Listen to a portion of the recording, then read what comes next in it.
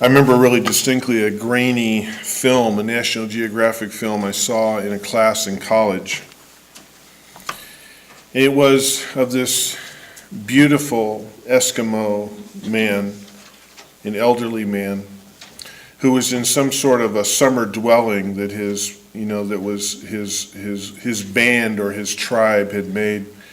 And the Eskimos, of course, were nomadic, and they traveled from place to place. And they were in their summer grounds, so to speak, and they made these dwellings with stones and whatever wood they can find, but mostly stone.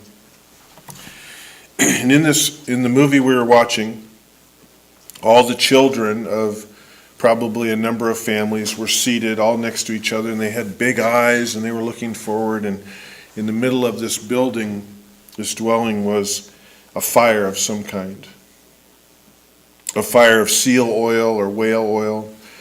And this elderly man, this beautiful man with the lines in his face and the gray in his hair, he had a hoop drum that was covered on both sides and had a handle, and he was playing the hoop drum and he was dancing. And while he was playing the hoop drum and dancing, and it wasn't like a big dance production, it was just kind of going back and forth, and he was singing a song. And I remember the subtitles of the song. I don't remember them verbatim, but they were things like, this is where we hunt, and this is where the seals are, and this is where the ice flows go, and this is what the sky can tell us in terms of the changes, and this is where we travel, and this is our land, and this is how we construct our drum and how we construct our harpoons.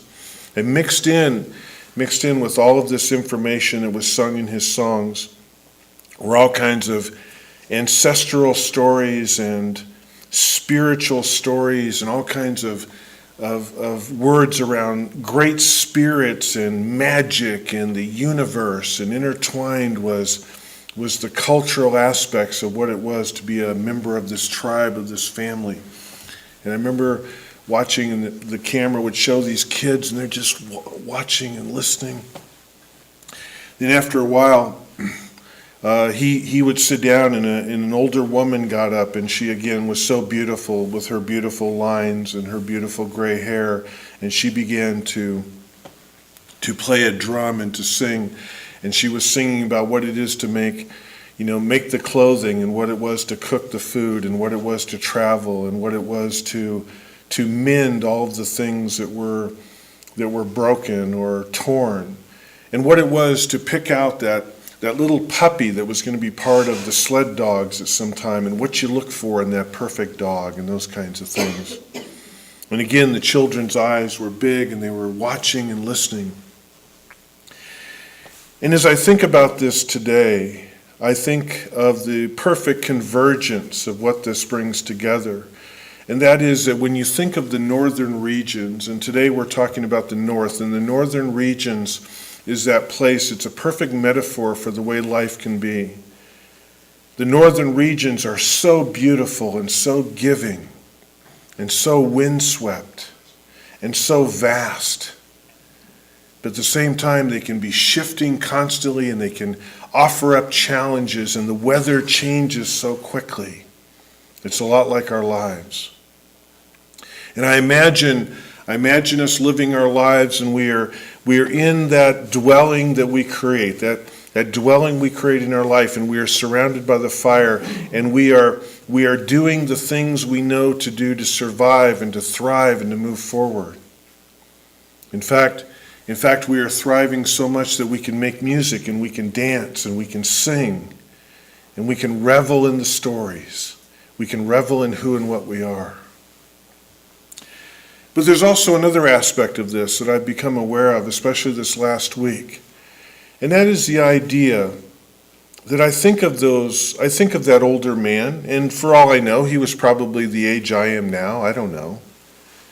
And that older woman, and I think of those children. And I think of the great legacy that is dialed into that whole scene, and that is basically the idea that I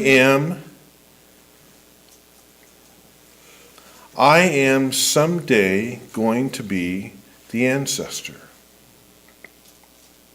I am going to be the ancestor. And I am sharing what I have. And I'm bringing forward the wisdom of the ages as they came down from my ancestors to me. And now I'm bringing them forward. We're doing a class in the center right now, and a week or two ago, something very interesting came up in the class. And, the classes that we do here, sometimes on any given day or evening, they kind of take on a life of their own. And on this one evening, there was this idea: what will people 4 generations from me, what will benefit them from my life? Maybe long after they have forgotten my name. What will benefit them? And what will they carry forward? You see, the thing that we all have in common in this room today is that we have learned from the ancestors, and all of us will be ancestors. And the 2 elderly Eskimos understand that. And they say, basically, in this place in which we live our life, and there are storms that come, and there are beautiful days, and there are dark days, and there are shadowy days, and there are things we need to do. And there is a nature that gives to us and nature that takes from us. And there are going to be problems that arise, and there's going to be situations arise. And so how is it that we shall live in that way?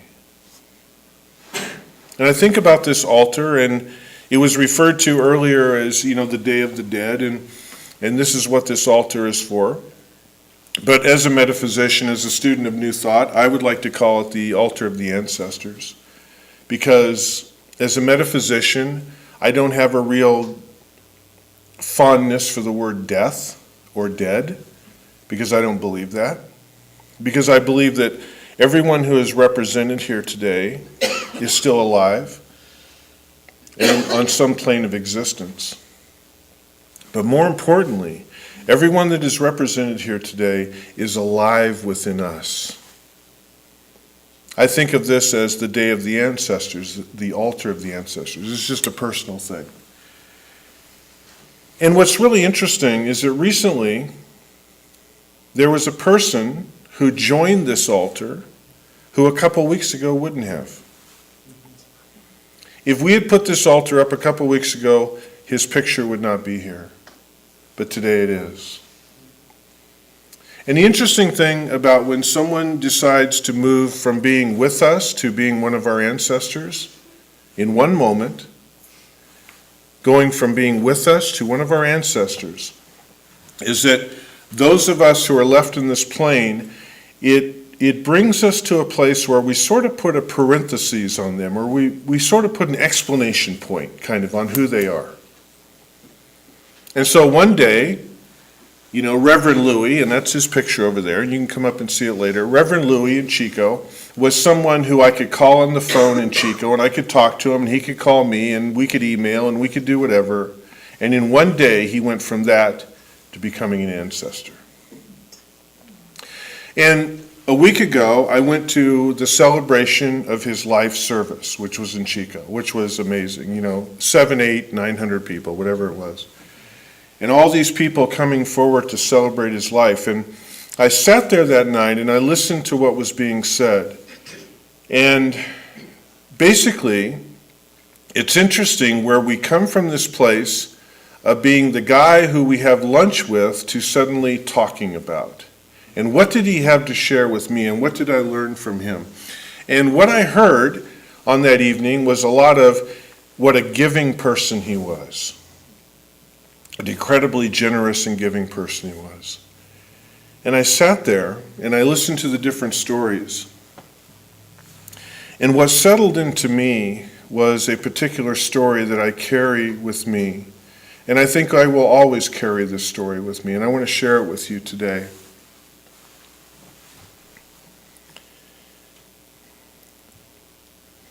I went to a conference a couple years ago, and generally whenever I spent time with Louis, and that's where I tended to see him more, even though he was only 10 miles down the road, we tend to see each other more at conferences. So we had to go clear to New Orleans to have dinner, And so very often at these conferences, I'd spend time with him, and most of the time he was sort of in his entourage of Michael and Eileen Brownell. You know, Michael, his partner and fellow minister, and Eileen Brownell, another minister. They were all good friends. And the four of us, we would go to dinner together, we'd have lunch together, and generally when I was with them, it was kind of like the four of us. And this one particular day, and I don't remember why, but Louis and I were alone. Michael and Eileen were off running, doing things, and we were having a conversation. And I don't know what led to this conversation, I have no idea, but I am so grateful for it.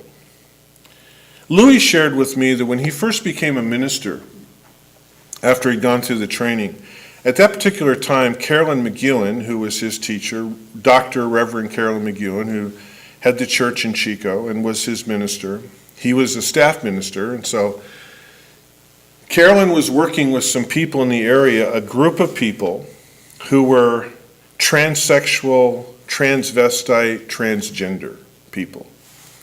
And they were people who had been identified as having some real kinds of issues in their life. Addiction issues, self-destructive issues. Some of them had either attempted to take their own life, they had thought about it, they had talked about it. So these were people that were going through a lot of stuff, a lot of trauma. And Dr. Carolyn had been working with them in some way, shape, or form. So Carolyn talked to Louis and said, you know, Louis, I think that in terms of your ministry, she goes, I think that you would be great for these people. And Louis told me, he said, Andy, he says, I have no idea why she wanted me to do that. I was overwhelmed by that. And he said, you know, he says, I'm gay. And he said, I'm a gay man. And he said, I'm very comfortable with where I am. And I honor where everyone's at, but I don't really completely understand that. But what you're taught as a practitioner and as a minister is to gladly say yes and to move forward. So he began to meet with this group. And he shared with me, he said, I wasn't prepared for the level of despair that I found there. And I wasn't prepared for the level of low self-esteem and the darkness that I found with these people. And he said, what's really interesting is most of them had been unhappy people, and so they made this big change in their life. They made these big changes, and they moved into showing up in the world in a different way. You know, men becoming women and, you know, at whatever level and expressing the femininity and everything. And he said, but the problem was that wasn't, you know, somehow along the line, that wasn't enough. And so there was something else. And so he said, I was talking to them and I was ministering to them and I was sharing with them some spiritual ideas. And he said, and what I found was such a level of shame, especially in our society and the way these people were seen by their families and culture and society and being in the world in the best way that they could feel to be comfortable and expressing themselves and what they got in return. And Louis said, and Louis had Louis has such a kind and big and generous heart. He's such a sensitive person. He said, so it was really hard for me to try and minister to them and to be there and to be everything that I could. And he said, there was one particular gal, as he said, who had been a man and became a woman and was transgender, hormones, surgery, the whole 9 yards. And he said she was just so depressed. She was just so unhappy. And Louis, in working with her, made an observation. He said, Andy, he said, she dressed like a floozy. That was the way he put it. Now, he used another word too, but I'm not going to use that word here. And he said, her little skirt was up way too high and stuff was way down low and just, and the makeup and the hair and he said his heart just went out to her. And one day, and he said, Andy, one day I told her, he says, I know that you really want to look pretty. You don't want to look like you're selling your produce alongside the road. And so Louis took this person under his wing and said to her, he said, she knew he was a beautician and worked in the beauty business. And he said, I want you to come to my shop after I close. They set an appointment. And so she came to his shop, and he set her down in the chair. And he spent time not just doing her hair, but showing her things about her hair. He did her makeup, but he didn't just do the makeup, he showed her makeup. And then he said, in a day or so, he said, we made a date to go shopping. And he said, Andy, I dressed that girl from the underwear out. He said, because nobody had ever taken the time to teach her how to be a woman. And she didn't grow up that way. And Louis knew more about being a woman than I think a lot of women do. You know what I'm saying? And I heard this story, and I thought, my God, that was the wisdom of why Carolyn had you do what you did. And it was amazing to me because I think about how this woman, I never met her. I mean, I think about this woman in terms of going into the world and how she will live her life. And I thought about what we talked about in class the other night, 4 generations later.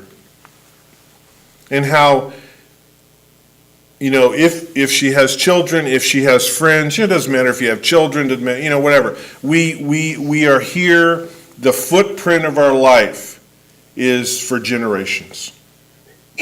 And the generations that come down through the ages, from where this intersection of this man and this woman came together to heal. Came together to heal. And the other night when I was sitting at the celebration of his life, that story just kept coming up for me. I thought, my God, that's amazing. That's amazing that he would see something and it would be so clear to him. Just like the Eskimo dancers and singers, it is so clear what it is that I shall share. How it is that we come together. And I sat there that night during his service, and the second thing that came up for me is that Louis also had something to teach me. And I thought, well, so now I look at Louis over here as my ancestor. And so what is it that I carry forward? And what he taught me about ministry. And you know what he taught me about ministry? His ministry did not start the day he got his license. His ministry was going on when he stood behind those chairs all those years, doing people's hair. We all have a ministry. We all do. We all have those that we can reach out and touch with the loving wisdom that has come down through the ages through us. If you look at this altar later, you'll see pictures up here, you'll see mementos up here, you'll see all kinds of things up here that represent people. And ask her, why? Why? Because they took the time. Because they reached out to us. And I'm a metaphysician, so I don't believe in accidents. I don't believe in chance. And I know that a couple of years ago, somewhere, I attracted the time to sit with this lovely, gentle teacher of mine, Louis, and to hear that story, to carry forward in my ministry. What he taught me in that story about patience and love and showing up. And knowing that sometimes there's a time to speak up. There's a time to take someone under our wing. There's a time to understand that spirituality and religion and ideas doesn't always show up in the boxes we think it does. He taught me that once upon a time in a beauty salon in Chico, there was something just as sacred as anything that's ever happened in any church or temple in the world. Where two or more are gathered is the power of coming together.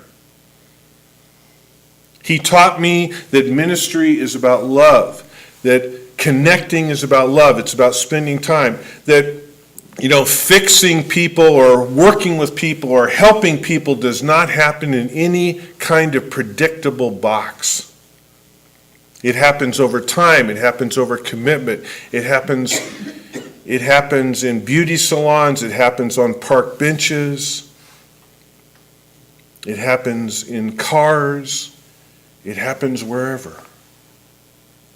That's our ministry. One of the women who spoke at his celebration has worked with him for many, many years. And she said there was a gentleman who Louis had cut his hair forever.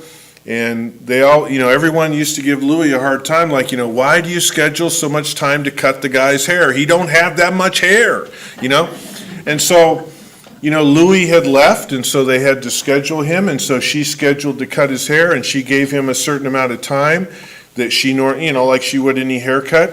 He came in, and when she was cutting his hair, and she listened to him talk about Louis, what she realized was, she said, he could have gotten that haircut from 200 different haircutters in Chico. It wasn't the haircut, it was Louis. It was that relationship. And she said, I don't know if it was her or Carolyn said that night, she said, he was a minister long before he was a minister. Because he was willing to show up in a relationship. Willing to show up. That's what this altar is.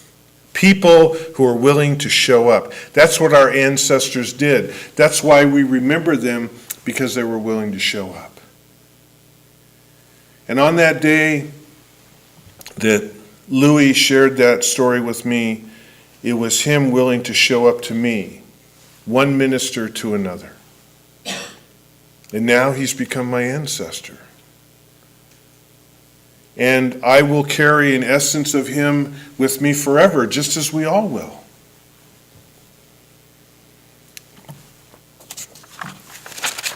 I want to end today with a little bit of an exercise. And I know that as you walked in, you found a sheet of paper, but I don't want you to look at that right now. You will look at it in a minute. I want you to put it down for just a moment. And I'm going to ask you, if you're comfortable, to just close your eyes for just a moment.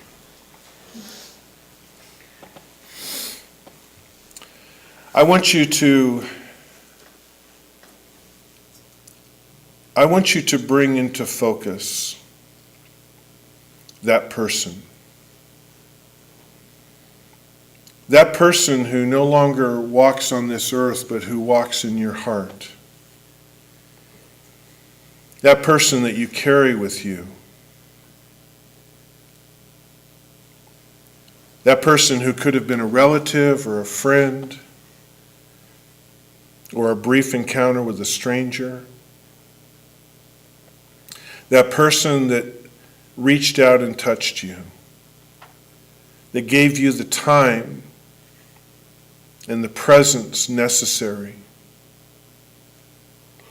to live your life in an empowered way. That person who, when you think about it, there's this dwelling in the north where you sit by a fire, and that person is across the fire from you. And that person loves you.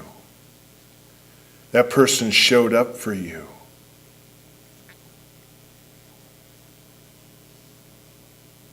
Imagine that beautiful face. Imagine those beautiful hands.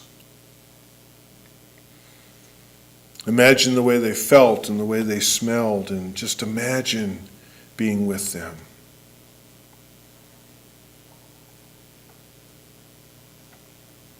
That great ancestor who still walks with you.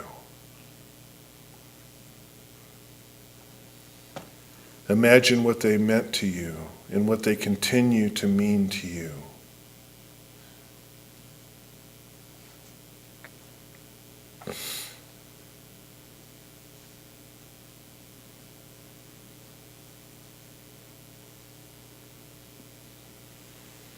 While the world is outside and it turns and there's weather and there's things going on and there's light and there's dark and there's beauty and sometimes there's some scariness, and there they are across the fire from you.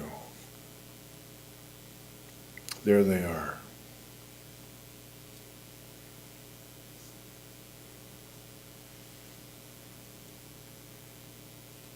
With that twinkle in their eyes.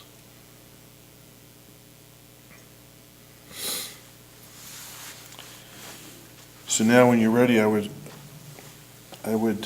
ask you to take a look at this piece of paper, which is a call and response. And I'm going to call in the dark font, and you all are together on the lighter font. And let's think of those beloveds right now. There is a beloved who expressed to me my wonderful attributes when others did not. Thank you, Spirit, for loving me through the beloved gesture. There is a beloved who reached out to me with a loving gesture when others did not. Thank you, Spirit, for loving me through the beloved gesture. There is a beloved who showed me a healthy path when others did not. Thank you, Spirit, for loving me through the beloved gesture. There is a beloved who loved me enough to spend time with me when others did not. Thank you, Spirit, for loving me through the beloved gesture. There is a beloved who wiped away my tears when others did not.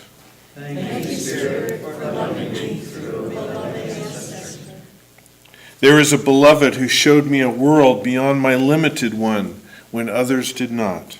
Thank you, Spirit, for loving me through the beloved gesture. There is a beloved who I will carry with me always. Thank you, Spirit, for loving me through the beloved gesture. And so it is. So it is.